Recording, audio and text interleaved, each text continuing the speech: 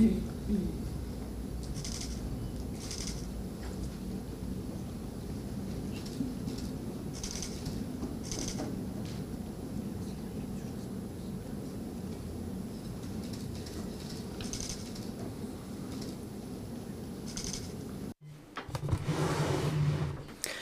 morning.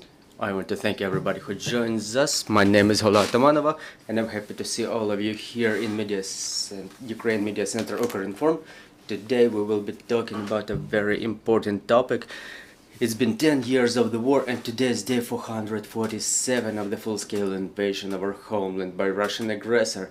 And today we have invited all of you to talk about the fact that it's been 1 year that we will commemorate the exit by our heroic defenders. Their exit from Azovstal still works.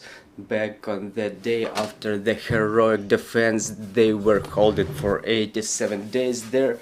They've undertaken a decision upon the order that they received to leave the steel works, and now we all see them as heroes. We wait for them here, and no one could hope that after 1 year we will be gathering here and saying that not all of our heroes have come back home.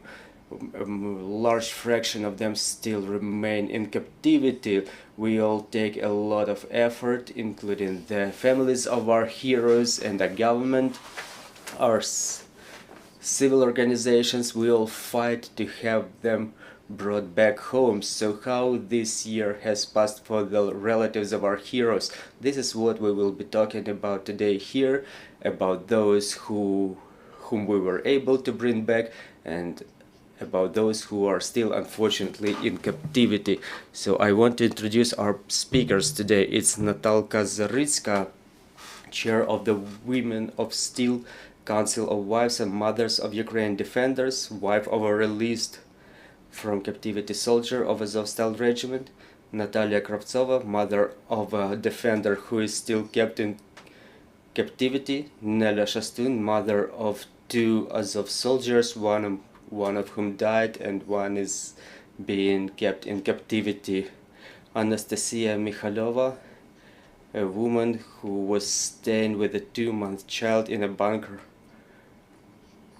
in Azovstal, and Sofia Cherepanova, sister of Azovstal defender kept in captivity. Thank you for coming here. Thank you for finding the strength to keep coming and keep talking about this problem. So Natalka, let's start with you. I know that this year was extremely difficult for you, but we were able to pull your husband out of captivity. We know that he undergoes rehabilitation, quite a difficult rehabilitation. So let's talk about those whom we were able to bring back home, who still stays there, and what the process of rehabilitation looks like.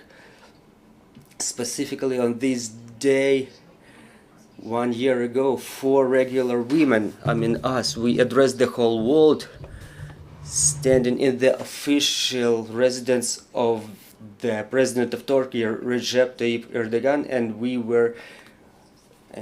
were asking for the extraction of Azovstal defenders to the third country. That was a gesture of desperation, because it seemed like the triple encirclement by the prevailing enemy. What can be worse than that?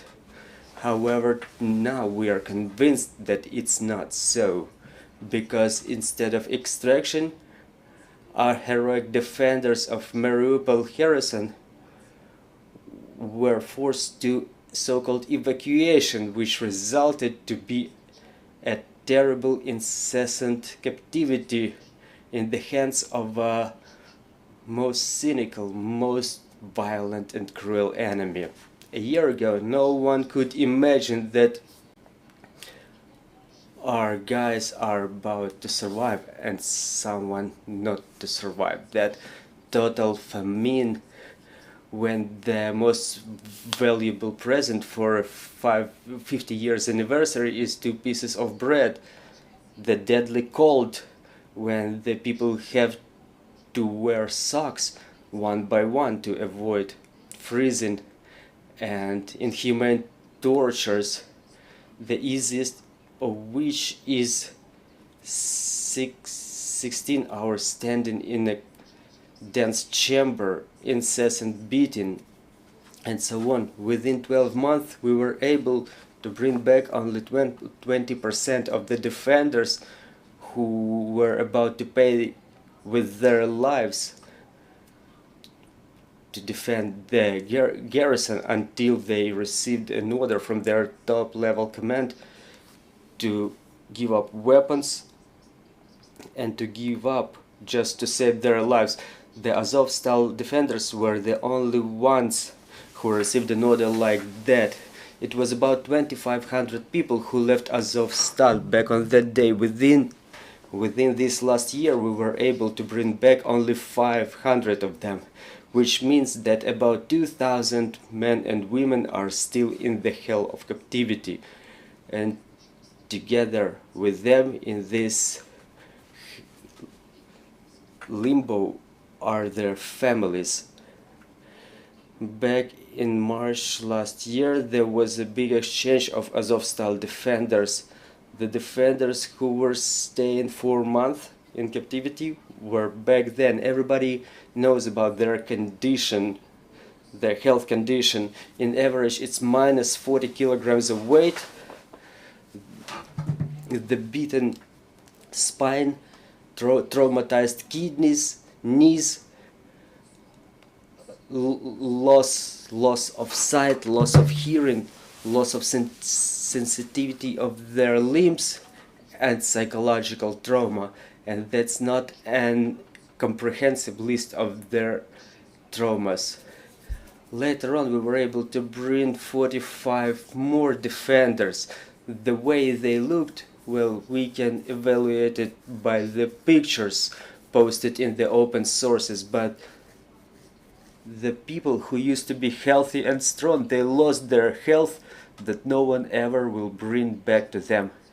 So looking at the proportions of those who were exchanged and those who are left in imprisonment, we can say that the enemy cannot reconcile with the fact that Ukraine has such brave people, and this is why they refuse to exchange them.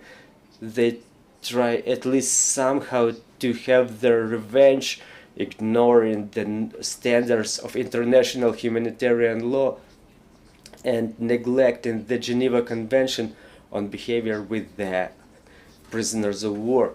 Meanwhile, Ukraine adheres strictly to those standards regardless of all the atrocities by the occupiers. Unfortunately, the war still goes on, and in the information ocean of those events and circumstances, it's easy to lose the most important thing, that Azovstal was the fortress against which the ambitious plans of the enemy were broken, thanks to the dedication of its defenders.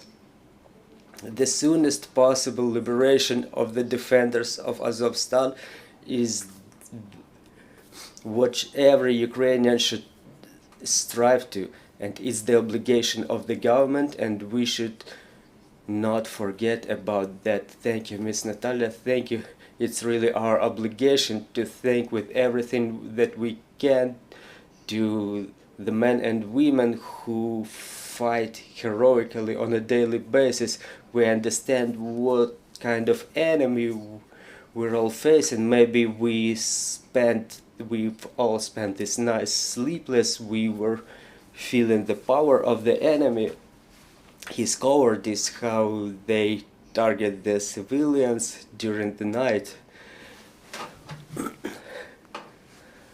Well, Miss Natalia, please join our conversation. We know that it's been a year that you're fighting to have your son brought back. Do you have any information about him? What is going on with him over there?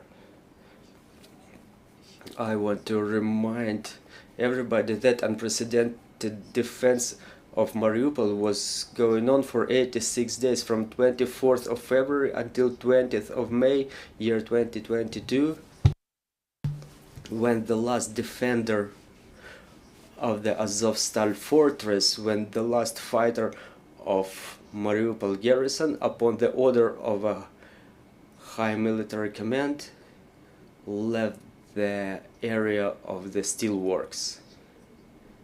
And after a couple of days after the beginning of the full-scale invasion, Mariupol ended up in the encirclement. The area of the city, together with the suburbs, is about 200 square kilometers, and about from 7 to 8,000 of fighters took up the arms to defend the city. They belong to different branches: National Guard of Ukraine, the Azov regiment, the Marines, and the commanders of Azov took up the command of the city, and the Azov regiment became the avant-garde of the Mariupol garrison. The situation was complicated by the fact that there were about 400,000 civilians remaining in the city. The civilians who ended up in the epicenter of the battle, and they were not able to leave the safe city since the occupiers blocked the city and people were left in a trap. They were blocked in the city. The civilians were dying in whole families. They were lethally injured and dying because of the absence of any medical assistance. In fact, from the very first days, the logistic ways to Mariupol were cut, and Mariupol garrison was violently fighting the enemy under conditions of lack of food, ammunition, and medicines. And without any reserves of personnel, and since the fighters were dying or injured during fights, there was no one to replace them in their positions. And this is how it was going on for the whole period of 86 years, the incessant fight. And the most horrible is that Mariupol garrison was not able to evacuate the injured ones, and they died in throes in the bunkers among the hundreds of those doomed who knew that there will be no help coming. The military medics of Mariupol were working 24/7 beyond human capabilities. With their bare hands, they were doing incredible things. They were trying to save lives of the people who were almost doomed, but unfortunately there are no gods either. And each of them is an example of a personality and a desperate dedication, and those people are being kept in captivity now too.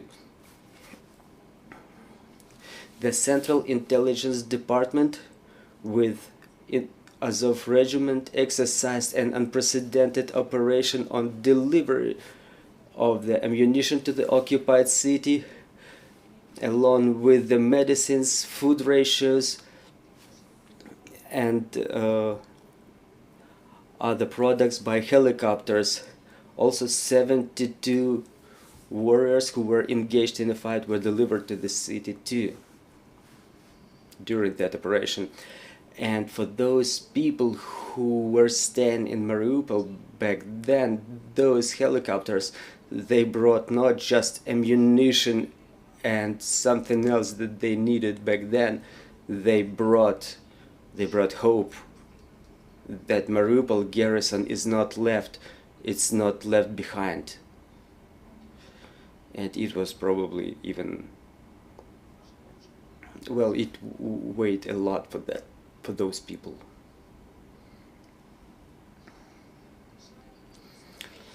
Unfortunately, these road of life through the sky, through the occupied territory. It existed only for 10 days.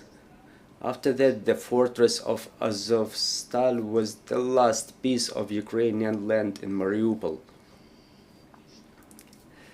The assault of the steelworks were ceasing only when Russian aviation was dropping the aviation bombs, the phosphorus bombs, or multi-ton high explosive bombs on the steelworks that penetrated the bunkers a couple of floors down in the depth, and they were burying hundreds of military and civilians under the debris, those who were looking for safety in the shelters there. About 120 flights. This is how much attacks were launched against Azovstal steelworks, and all those bombs were falling over the heads of our defenders, and hundreds of bodies are still remaining there under the debris, concrete, and dug soil. The heroic defense of Azovstal was going on for 86 days, and starting from 16th to 20th of May, the defenders of Azovstal left the steelworks, and we've all seen those defenders. All the world has seen that footage. They came out exhausted, wounded, but none of them put their hands in the air. It's been a year that I'm waiting for my son to come back from imprisonment. I apologize. Miss Natalia, do you know anything about him? Well, for me, just like for a lot of people, this is the most horrible year of my life. The year of fear, of horror for the life of your close ones, and only the faith that he comes back home is something that gives me strength to get up from my bed daily and to do everything I can, and even the things I cannot, to bring him back. And the most horrible phrase, your son is not on the exchange list. This is the most horrible phrase for me. Miss Nelya, both of your sons, they were facing the full-scale invasion in Mariupol, so please, the floor is yours. Good morning. I was born and I was raised in the city of Mariupol. This is the very same city where my sons were growing up, the fighters of Azov regiment, and this is where we met the full-scale Russian aggression. From the very first minutes of the enemy offensive, my sons were trying to persuade me to leave the city. I have not listened to them, and I spent 21 days in encirclement. The city was shelled on a daily basis by MLRS mortars, vessels from the sea, everything. When we were going to bed, we were fighting for we were praying for quick death in case we are being targeted, because pulling someone from under the debris or saving the injured ones, there were no people to do it. The city was without mobile communication, water, electric, or heat supply. Every day we were walking 1.5 kilometers to a well to get some water.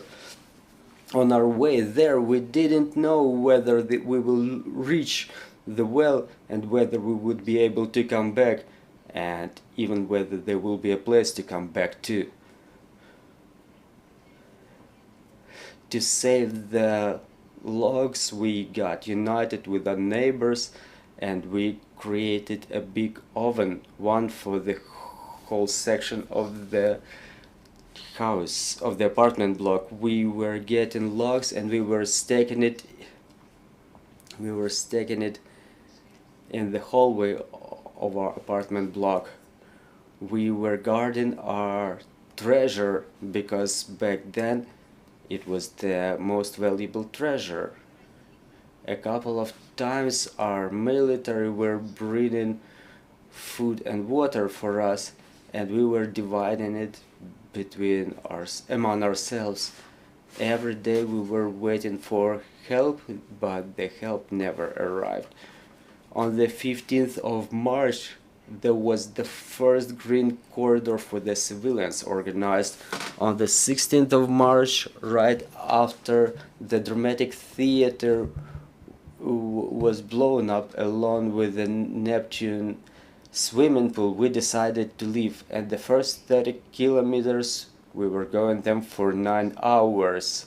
We came to a country house on the seashore, and in the morning there was a road to Zaporizhia, and instead of 3 hours we spent 12 hours on the way. On the 24th of March we were in Kiev already. Here there was cell communication, and we could see the news, and I could get in touch with my sons, and I could see on the news what was going on in Mariupol, and all that time I was incessantly tracking the news.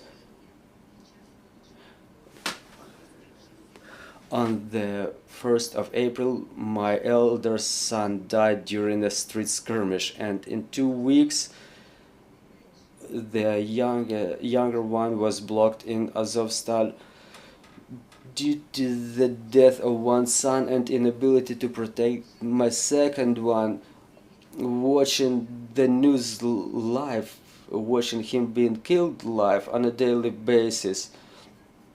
Well, I worked in Azovstal, still works for many years, and one of my duties was the inspection of shelters in the steelworks, so it was easy for me to imagine what are the conditions that the people who hide there ended up in, with every phosphorus projectile, every bomb dropped, every projectile launched against them. I was imagining myself sitting in that shelter, and I was horrified every second of telephone talk with my son.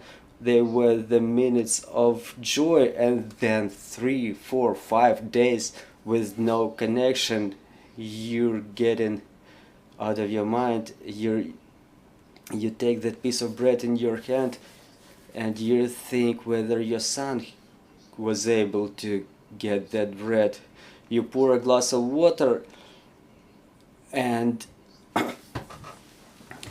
you pour water in the glass, and you think about your son, like he told me that they were drinking water right from the floor. It's like from the puddle.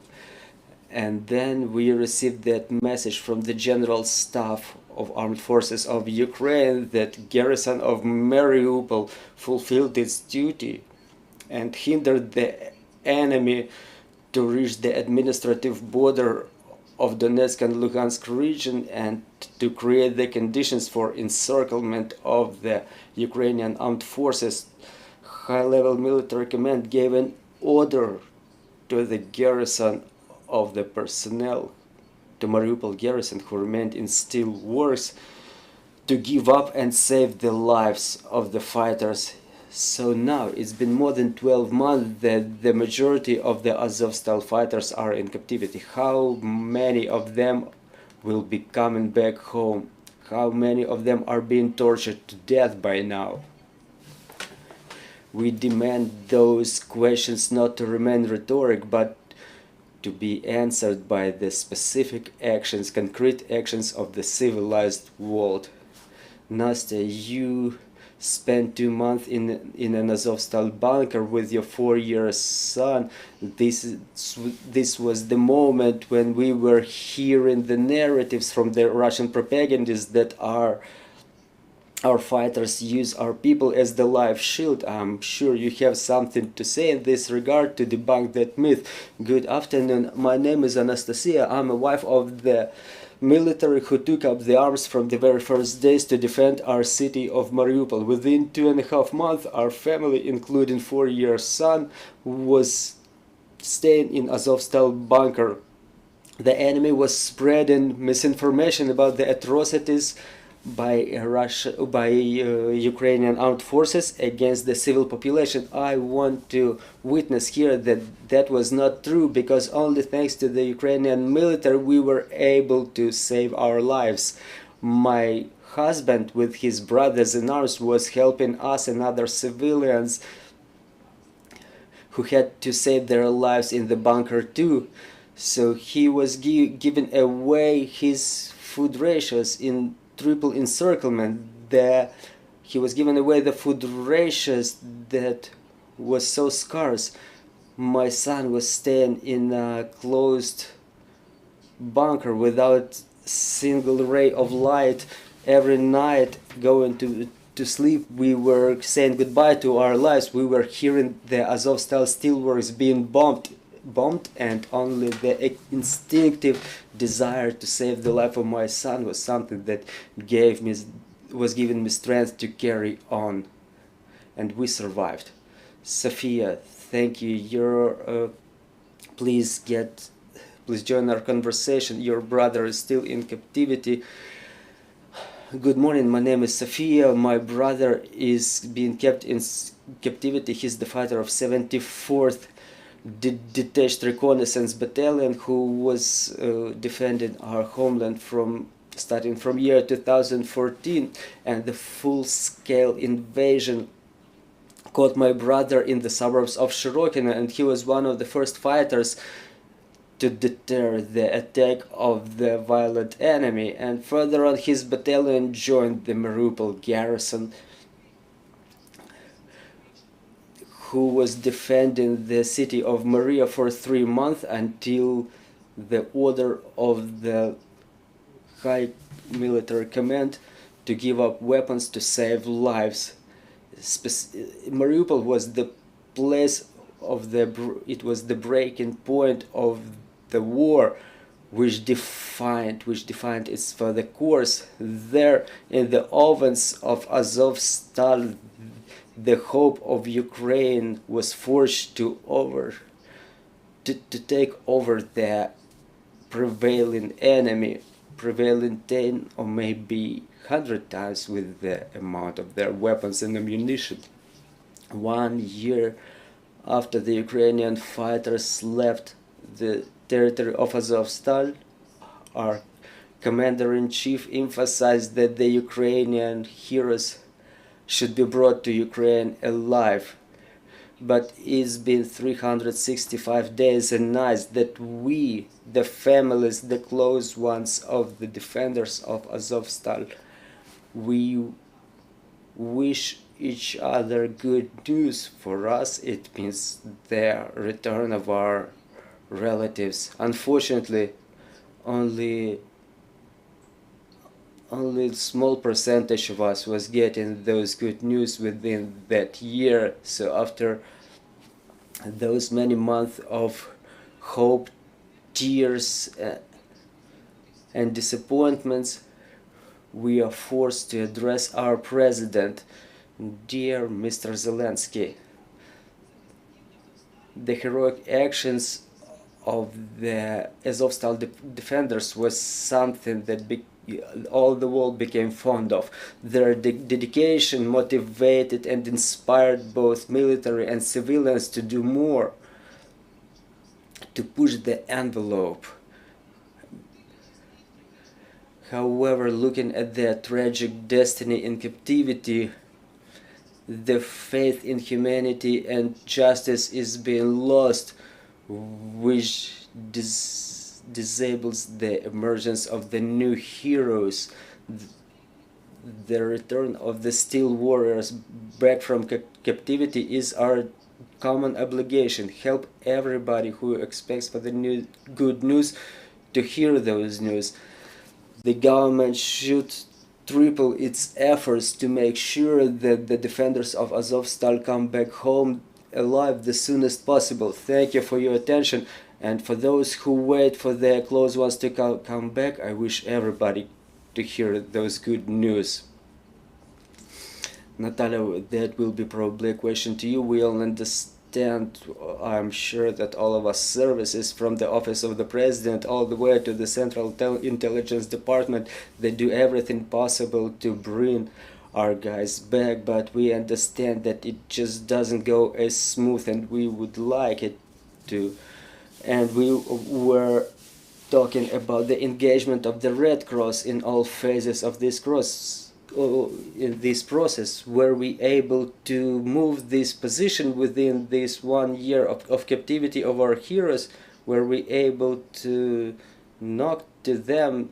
Have they been engaged in the process? Do we have any information where our heroes are? Is anything going on in that area? Well, you know, a year ago we were convinced, and now this faith is reinforced, that only with the joint effort we can overcome the enemy and bring our defenders back to save their lives. And I appreciate the presence of every journalist here. Thanks to you, you were covering the events, something going on in Azovstal. This is thanks to what the enemy did not destroy them back there and back then.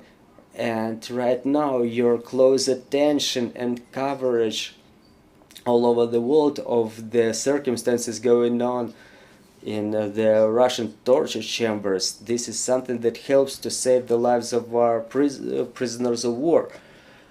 I'm convinced that now our government is doing everything they can to bring back our defenders, but the Russians, they neglect the standards of the international humanitarian law. They do not comply with the Geneva Convention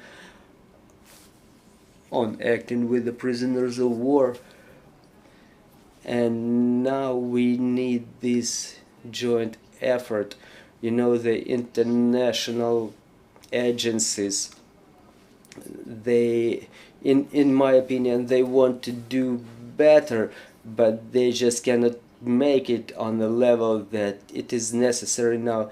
And mostly the information about those who are still there, we receive that information only from those who got liberated.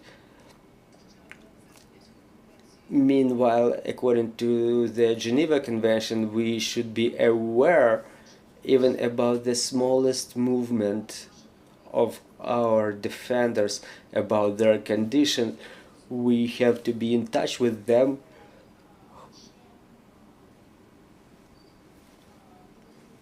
But unfortunately, a small fraction of the families received letters from the prisoners, and it was not a big scale action, and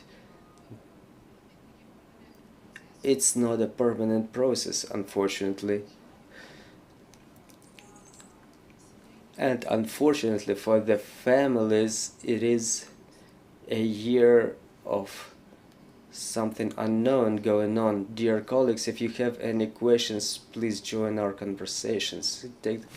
Media. A question I've asked in this discussion before that I think is very important for journalists and others is that when we get news, which is always good news when we get prisoner exchanges, there are times we will reach out to the families that we do know, and it's a very difficult question to ask because we know we're going to hear, unfortunately, often that there is no new news for mothers, wives, families, and how would you request that journalists and other people engage in that? Sometimes I just simply ask, do we have any news today? And when we are told no, we just carry on to the next moment. But I think it's a very sensitive concern because it sort of reinforces the stress of lack of news, or like I had this last week, sometimes there's finally a confirmation, at least, yes, my husband has been identified, he is in captivity, we now know that. But is there a way you would like to have those of us who ask those questions to do so? Якщо.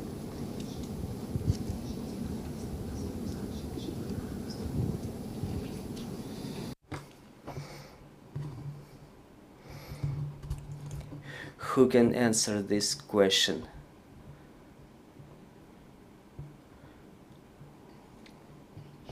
The question was about whether you would like the journalists to join the process to make sure when exchanges are going on how it should be presented by the journalist, in your opinion.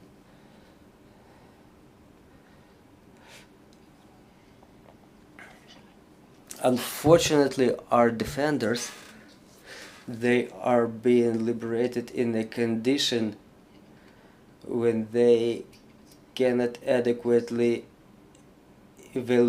assess the reality for a long time. They still think that it's a dream, that they're dreaming. They try to hear every sound. I remember my husband, after he was liberated, it's been 7 months that he could not hear music. It was our first story. I had an apple in my bag. He was smelling it for like three minutes. He was petting it, hugging it, looking it, and then he's eating it all together. When he was drinking coffee, he knew what he was doing. He was smelling every note of a smell. I think that the journalists have to be present, but somewhat segregated, without interviewing during the exchange of the liberated defenders, because they don't know what's going on with them. They don't understand their dimensions. They got, some of them, 40, 60, 80 kilograms lighter. They try to grab the air and they don't have any emotions. So just for your understanding, my husband, in a month, he told me, he said, I don't feel anything. The only feeling that the Russians didn't beat out of me, that was the feeling of hunger. When in the Vysanjari he was able to take a shower, he was crying. He spent 1 hour under the hot water, and he was saying that is the biggest achievement of civilization, the hot water. During the last exchange, when our defenders were brought to 45 defenders were brought to the hospital, I was present there. I didn't dare to come up to several of our defenders. So yeah, there should be observation, but without intrusion. Later on they will come to their senses and they will tell you everything. Irina Kožuhar, Ukrinform. One of the biggest problems is the absence of communication, of information. What is going on with your close ones right now? Within this year, have you managed to set up some channels to improve the situation, at least to some extent, or everything is just as difficult as it was in the very beginning? Thank you.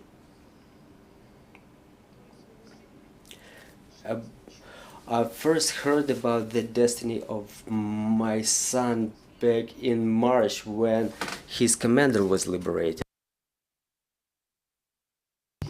And it was only back then that I found out that he was staying in Olenivka prison, that he survived the act of terrorism on the 29th of July when the barracks was blown up. And that was the first news from him, so to say, from the 20th of May until the 21st of September. And after that, there is no information about his whereabouts. There are no official possibilities of communication which are stipulated by Geneva Convention for the Ukrainian prisoners of war who are being kept in Russian captivity. There is no such option. Neither they don't know what's going on to their families, whether they are alive, whether their children have grown up for this year. They are in complete isolation, just like us. So there is no official communication for the families. We spent this year in information vacuum, so to say. We don't know where our relatives are, we don't know what is their condition, we have no opportunity to send any letters, any packages to them. There is no way of communication between us. Good afternoon, everybody. Vita Pasishnik, Journal Ukrainka. I have a couple of questions. I know that you've done a lot within this year to keep reminding, to set the coordination, to do anything that will be of help and establishing communication with the prisoners of war. But again, the time is passing. You don't want to do any harm to any activities of the government, and neither to our defenders. So all those smooth methods of support, they are being exhausted. So what is your plan of further actions to keep drawing everyone's attention, to keep reminding everybody to get some real result? To what extent do you coordinate with the government in this regard? And another question is about, first of all, those who were already brought back. I know that you do a lot to improve, to adapt them as soon as possible. You have some proposals in this regards, and you try to cooperate in this area with the government too. So in this area of rehabilitation and adaptation of the defenders who came back, what do you do in that area? Thank you for your question. Well, thank you. It's a very big question and very important. Just as our defenders ended up in the hands of the enemy, we put our will in the clenched fist, and we were communicating with our government agencies all the time. We were trying to find out how the occupiers are being treated in captivity, and we were protecting that humane principle, that regardless of all the atrocities that they were committing here, we were asking them to be treated well, so that the Russian prisoners have all the basic necessities, and they should have connection with their families. And we know that it is so. We know that even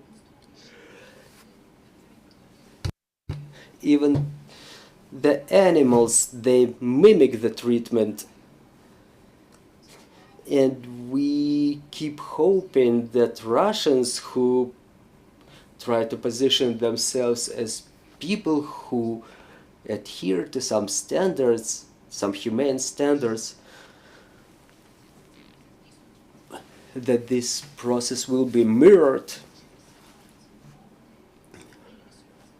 We learn to transform our pain and tears into action. We keep acting. We support our armed forces. We know that a lot depends on the situation in the front lines. We make food rations for the guys in the trenches. We coordinate our activities with the Office of the Commissioner for Human Rights and the Office of the President, all those who take part in the negotiations to get our guys brought back. But we're also convinced that without support of the world, international organizations, there will be no full-fledged result that we are aspiring to. As to the rehabilitation, we insist on having the status legally assigned, like the status of the liberated prisoner of war. We work on the idea of state policy and culture of treatment of liberated prisoners of war. We have both psychological line and legal line. The lawyer Tamila Alexic, who supports the family's legal issue, is aware of the whole pool of problems. What such status will give them? We want there be specific protocols for revision of the health condition of those who were brought back from captivity, and special protocols for their medical treatment, because they're a very specific category. It's a very specific type of condition, and there should be a process built for integration and rehabilitation, the architecture of the process, I mean, and we have a vision how it should be done. Thank you. Dear colleagues, do you have any more questions? If you do, please let me know. Now that we don't have any more questions, Miss Natalia, regarding rehabilitation, whom do you cooperate in this process? How to develop those procedures and algorithms? We know it's important now. We know that many of our warriors who came back from captivity, they dream about one and only thing: to get back to the trenches, to defend our homeland, and such procedures will help those people to come back to the normal life. We initiated one of the big scale meetings in the platform of the coordination headquarters for treatment of prisoners of war.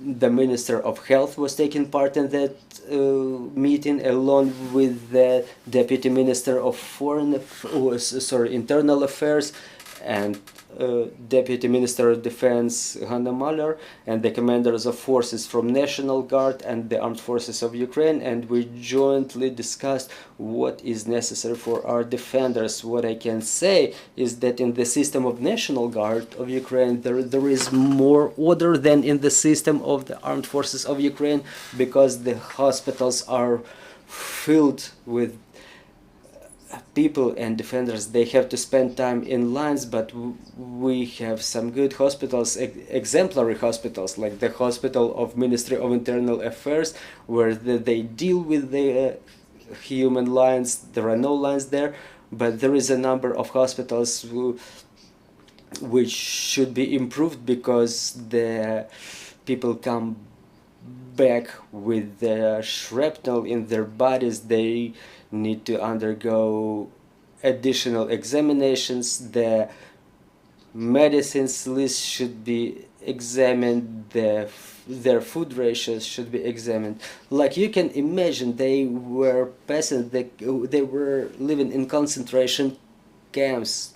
They were surviving famine, and the meals for them, they cannot be just the same as for the regular people who stay sick in the hospitals.